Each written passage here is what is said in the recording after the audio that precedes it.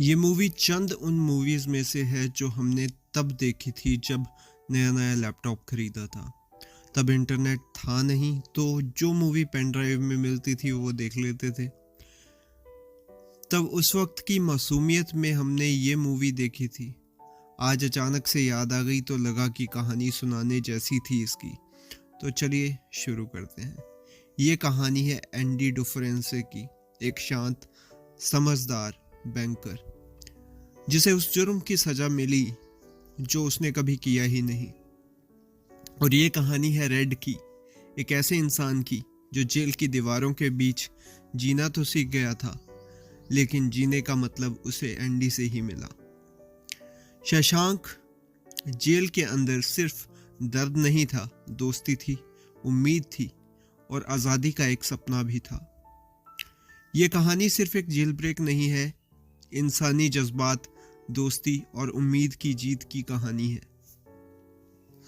1947 में पोर्टलैंड में एक बैंकर जिसका नाम एंडी डुफरेंसे था को अपनी वाइफ और उसके लवर के मर्डर करने के लिए शशांक स्टेट प्रिजन भेज दिया जाता है, जिसमें उसे 2 लाइफ सेंटेंसेस मिलती हैं। जेल में उसकी दोस्ती हो जाती है एलिस बॉयड रेड से, जिसको प्यार से लोग रेड कहा करते थे, जो एक पुराना कैदी था और कॉन्ट्राबैंड स्मगलर भी था। रेड एंडी के लिए एक रॉक हैमर और एक रीता हेवर्थ का पोस्टर तक लाया था। एंडी को लॉन्ड्री में काम दिया जाता था, लेकिन वहां उसे सिस्टर्स गैंग, जिसका लीडर बॉक्स डायमंड होता है, बार बार फिजिकली असॉल्ट करता है। 1949 में एंडी जेल के एक गार्ड बायरन हेडली को सुनाता है कि जो टैक्स से परेशान होता है। एंडी उसकी फाइनेंशियल हेल्प करता है, जिसके बाद हेडली बॉक्स को मारकर डिसेबल कर देता है। बॉक्स को एक और जेल में भेज दिया जाता है और उसके बाद एंडी को कोई भी तंग कभी भी नहीं करता। वार्डन सैमुअल नॉर्टन एंडी को लाइब्रेरी में काम देता है, लेकिन असली मकसद उसका होता है फाइनेंशियल स्किल्स का यूज़ करना।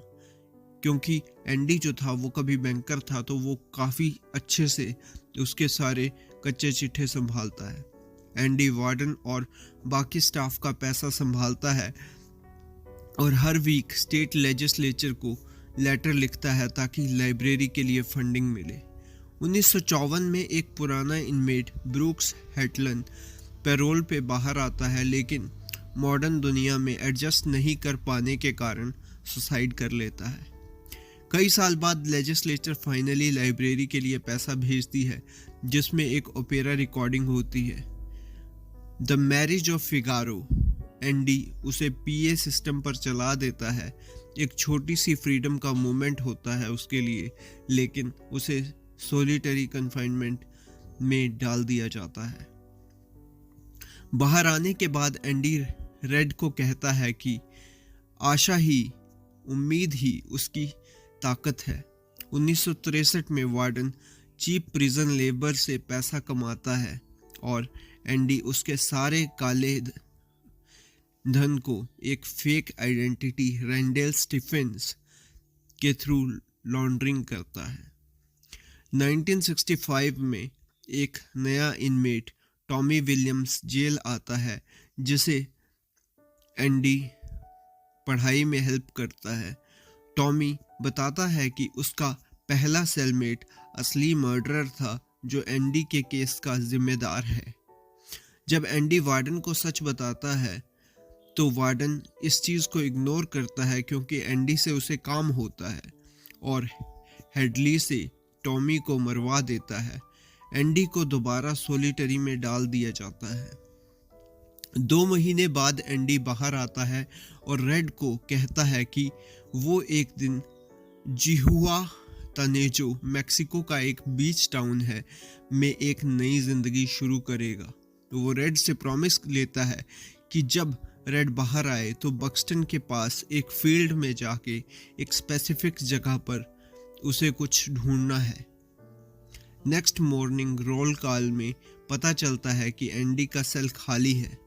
वार्डन गुस्से में पोस्टर पे पत्थर मारता है जो टनल के पीछे छुपा होता है। एंडी ने 20 साल में एक रॉक हैमर से टनल बनाया था और उस रात वो सीवेज पाइप के थ्रू भाग जाता है। वो वार्डन के क्लोथ्स और सारे डॉक्यूमेंट्स ले जाता है जो प्रूफ होते हैं वार्डन के करप्शन के। एंडी रेंडेल स्टीफन्स बैंक अकाउंट से $3,70,000 निकालता है और सारी इन्फो न्यूज़पेपर को भेज देता है। पुलिस हेडली को पकड़ लेती है और वार्डन नॉर्टन सुसाइड कर लेता है। अगले साल रेड को पैरोल मिलती है। वो भी ब्रुक्स की तरह स्ट्रगल करता है, लेकिन उसे एंडी की बात याद आती है। वो बक्सटन जाकर वो स्पॉट ढूंढता है जहां एंडी ने एक लेटर और पैसा छोड़ा था। लेटर में इनविटेशन होता है, जिहुआ तनेजो आ जाओ।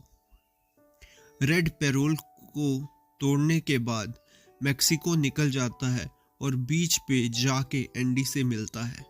दोनों दोस्तों का इमोशनल रीयूनियन होता है और आखिर में उम्मीद जीत जाती है।